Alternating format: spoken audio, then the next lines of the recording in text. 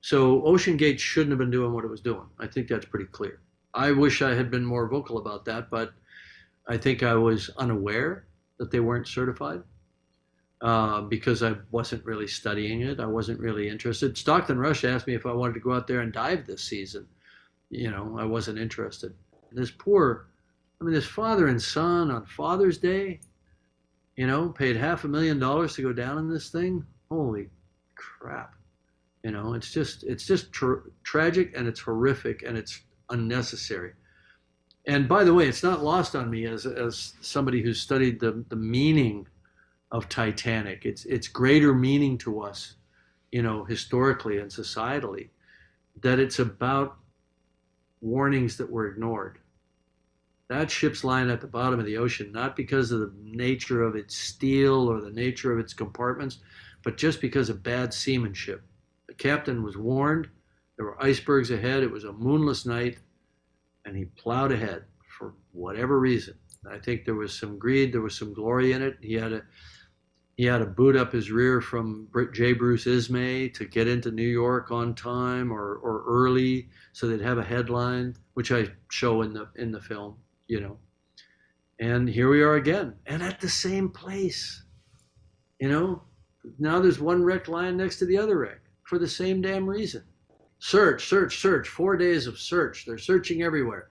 They were running around with their hair on fire. The sub was right where it was. It was literally on the seafloor below its last known position, which is the first place you look in a search, is the last known position. You don't go running around all over the landscape with planes and trains and automobiles searching, right? It was right where it was when it imploded, and I knew that's where they were going to find it. So you search, first place you look is the last known position, and that's where it is. So there was ultimately never a search. And that ROV was only in the water for about 3 hours before they found it. So what does that mean?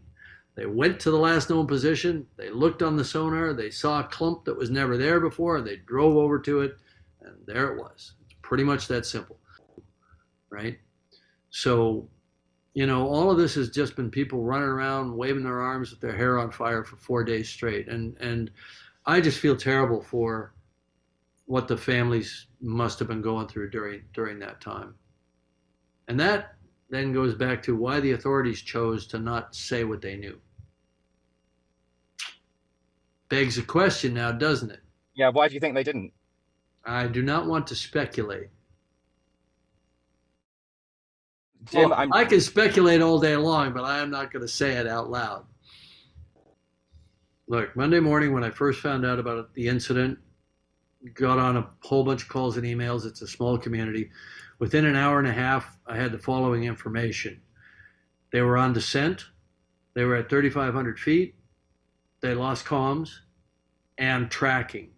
The last one being the critical one, because the transponder that's used to track a sub during descent and on the bottom is a fully autonomous system. It's in its own pressure housing, and it has its own battery power. So for them to lose comms and tracking at the same time, sub was gone. There was no question in my mind. For days, I tried to run other scenarios that could account for it. I could come up with nothing.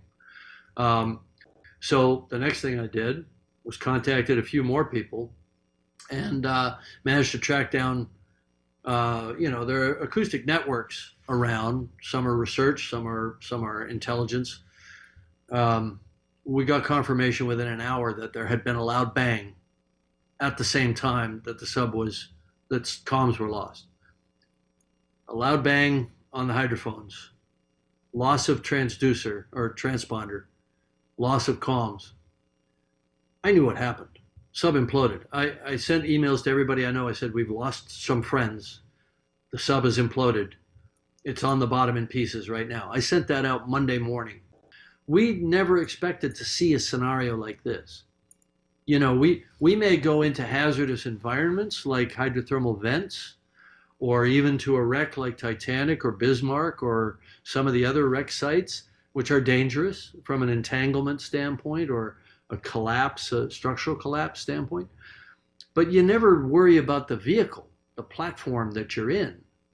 and you certainly don't worry about implosion. There's never been an implosion of a vehicle with people in it.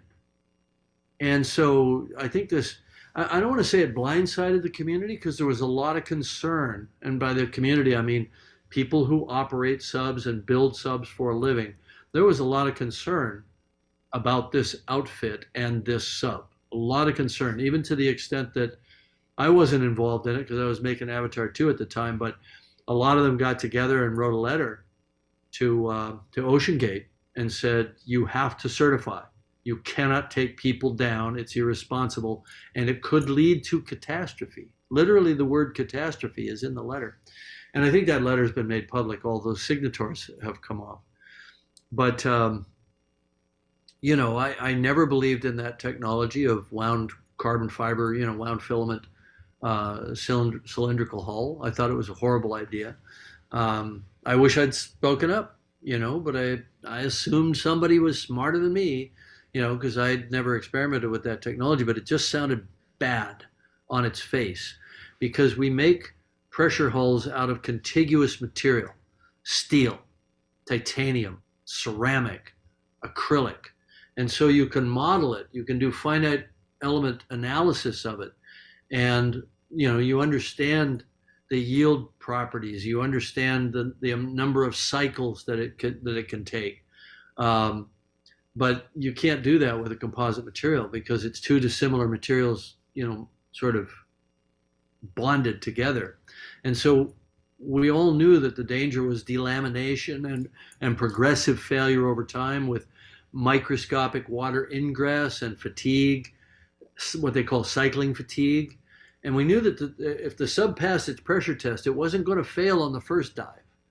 It might fail on dive 7, or I don't know what they're at, but it's going to fail over time, which is insidious. You don't get that with steel or with titanium.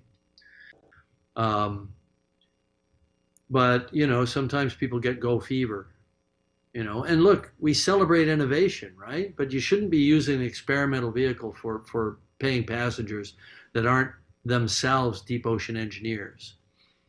Look, there's a part of me that hoped I was wrong. I really hoped and prayed I was wrong, but I knew I wasn't.